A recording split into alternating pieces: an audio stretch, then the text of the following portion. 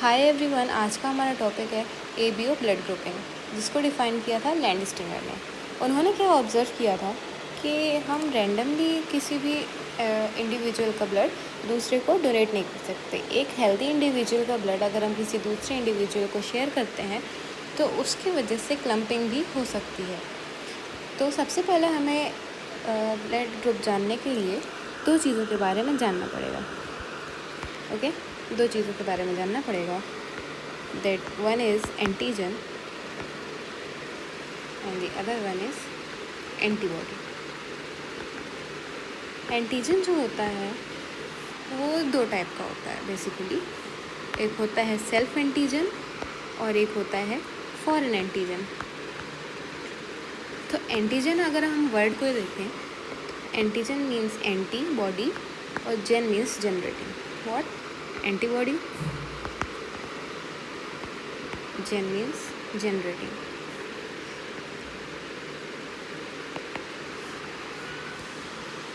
तो जो self antigen होता है वो सपोज कि this is R RBC. Suppose this RBC की सरफेस पे एंटीजन प्रेजेंट होता है। On the surface of RBC antigens are present.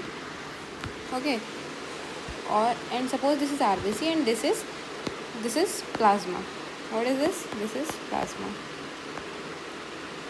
Plasma में होती है हमारी antibody. Antibody is Y shape, so we are making antibody as Y. Okay, अब this is suppose कि दिस इज़ एंटीजन ए। तो अब एंटीजन ए है और सपोज़ कि यहाँ पे एंटीबॉडी भी ए हो गई, तो एंटीजन एंटीबॉडी का इंट्रैक्शन हो जाएगा, है ना। एंटीजन एंटीबॉडी मैच हो जाएंगे और इनका इंट्रैक्शन हो जाएगा और क्लम्पिंग हो जाएगी, है ना। अब ब्लड वेसल्स में क्लम्प तो होना नहीं चाहिए ना। तो अब हम एंटीजन अगर ए है तो एंटीबॉडी वहाँ पे ए नहीं हो सकती। एंटीजन ए है तो वहाँ एंटीबॉडी कौन सी होगी? एंटीबॉडी बी होगी, है ना। अब सिमिलरली अगर हम फॉरेन पैथोजन की बात करें, फॉरेन एंटीजन की बात करें, तो हमारी बॉडी फॉरेन पैथोजन को और फिर फॉरेन एंटीजन को समझती है एक पोटेंशियल थ्रेट। क्या समझती है? एक पोटेंशियल थ्रेट। तो उसके खिलाफ इम्यून रिस्पॉन्स बनाने लगती है, उसके खिलाफ इम्यून रिस्पॉन्स बनाती है और जिस वजह से एंटीबॉडी एंटीजन का इंटरेक्शन होता है और क्लम्पिंग हो जाती है ना। सिमिलरली एंटीजन के बेसिस पे ही डिसाइड होता है कि ब्लड ग्रुप कौन सा। सपोज़ कि अगर एंटीजन ए है ना, अगर एंटीजन ए है तो ब्लड ग्रुप कौन सा होगा? ए ब्लड ग्रुप होगा। अगर एंटीजन बी है तो ब्लड ग्रुप होगा बी। अगर एंटीजन ए और बी दोनों हैं तो ब्लड ग्रुप कौन सा होगा? A B. और अगर एंटीजन कोई है ही नहीं, ज़ीरो एंटीजन या फिर नील, तो वो हमारा होगा कौन सा? Blood group O. ये क्या है? ये है ब्लड ग्रुप। अब जैसे ब्लड ग्रुप है तो उसमें कौन सा एंटीजन है? सपोज़ कि एंटीजन ए है ना, एंटीजन ए है तो उसमें ब्लड ग्रुप कौन सा है? ए। अब एंटीजन ए है तो एंटीबॉडी कौन सी होगी? एंटीबॉडी होगी बी। कौन सी? Antibody B, B antibody. अब बी एंटीजन है तो एंटीबॉडी कौन सी होगी? A antibody. और अगर दोनों ही एंटीजन है तो किसके खिलाफ एंटीबॉडी बनाएगा? किसी के खिलाफ नहीं, तो नो एंटीबॉडी, है ना। और अगर दोनों ही एंटीजन नहीं है तो both A and B antibody. Understood? अब हम बात करते हैं एनसीईआरटी की। तो एनसीईआरटी कहती है कि ABO grouping is based on the presence और absence of two surface antigens, है ना, that can induce. Antigens are what? Chemicals that can induce immune response, है ना।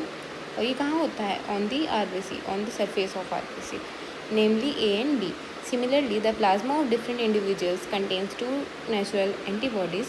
Antibodies are what? Antibodies are proteinaceous substance, है ना। Proteins produced in response to antigens. Antigen के response पे antibody बनती है।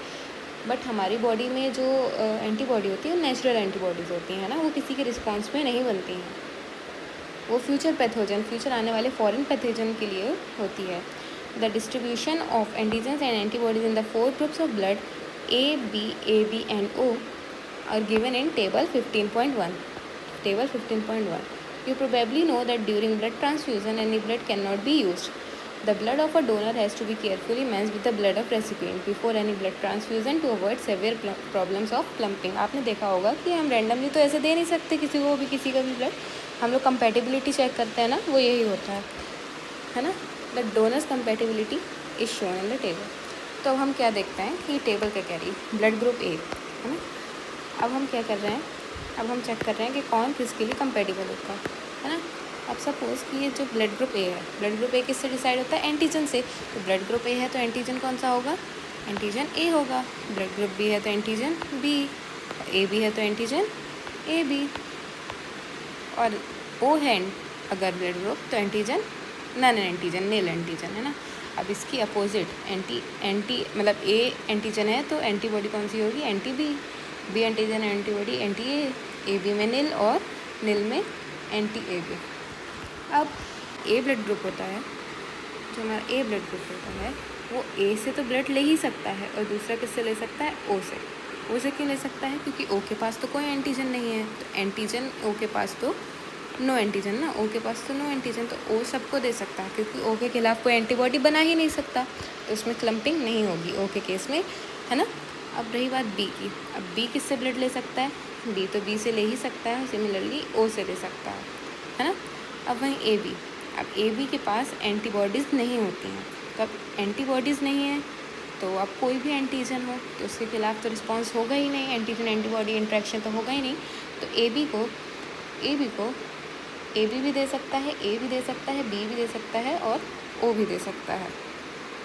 और रही बात ब्लड ग्रुप ओ की, है ना, ब्लड ग्रुप ओ की बात है तो इसमें एंटी ए और एंटी बी दोनों हैं, तो इसको सिर्फ ओ वाला ही डोनेट कर सकता है। तो अब हम यहाँ पे क्या देखते हैं कि जो ओ ब्लड ग्रुप होता है वो सबको डोनेट कर सकता है, और जो ए बी ब्लड ग्रुप होता है वो सबसे ले सकता है ना। तो अब हम इसी वजह से जो ओ ब्लड ग्रुप को कहते हैं ना, ओ ब्लड ग्रुप वाले डोनर्स को हम कहते हैं यूनिवर्सल डोनर, और ए बी ब्लड ग्रुप वालों को क्या कहते हैं, universal recipients. Universal donor and universal recipients. Universal recipient और दी ओ वाले कौन से होते हैं, यूनिवर्सल डोनर, क्योंकि वो सबको डोनेट कर सकते हैं। Thank you for watching the video. Like, subscribe, share. Thank you. Bye.